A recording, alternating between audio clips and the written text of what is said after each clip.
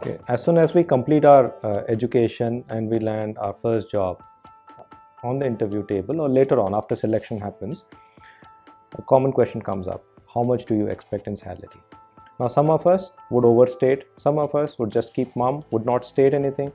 But then, how do we, or why should we have an optimal statement of salary? How over negotiating could be bad?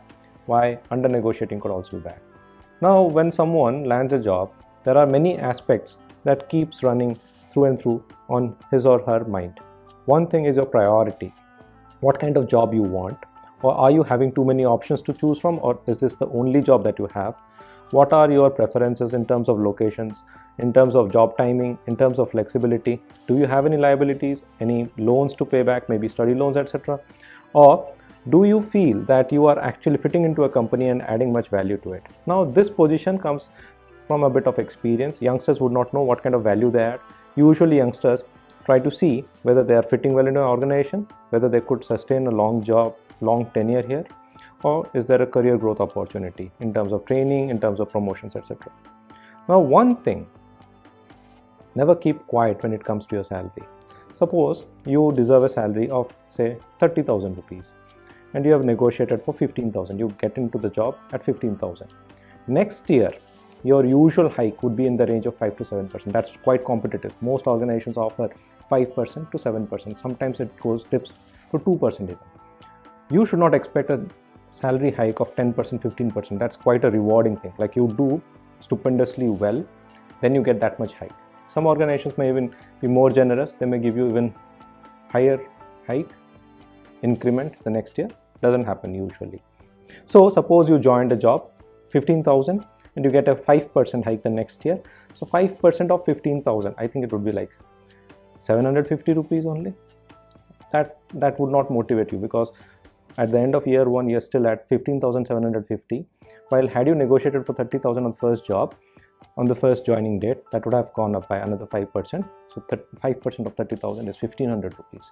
So you're not just losing out on your usual take-home package, but also on the increments. Now, what really happens is you don't manage to sustain on this job. You won't get a promotion, then you don't actually go up in your salaries. Or if you get a promotion, fine. If not, then you have to switch the job. Now, all your priorities that you initially took into consideration while joining for this job have to be re-evaluated. You have to revisit all of that. Now, if you want to stick along on a job, progress on that career track, do not under negotiate your base salary. Now, that's the thing. Now that you know the reason, you would be quite prompt in asking for a good competitive salary. How do you know a competitive salary? Never go to a job interview without doing your own research. Know what kind of skills you have, know what kind of pay parity exists in the market, what jobs are on offer, how much your peers are getting in that job, how much this organization is able to offer to people of your profile. You do your research and then you go for this kind of a commitment. Now the other side, over negotiating your salary. Suppose you deserve 30,000 and you landed this job and you asked for 50,000 and they gave you 50,000. Organizations at times are in haste to hire because they usually run through projects. They have deadlines to meet and a vacant position actually impedes a project's progress. So they may hire you if you are in fitment. But what really happens is if you over negotiate a salary, you are actually losing out on your autonomy. You do not have a voice in that organization because you are actually limiting your options. Now, what if this organization asks you to leave as soon as the project ends because you are now a costly asset?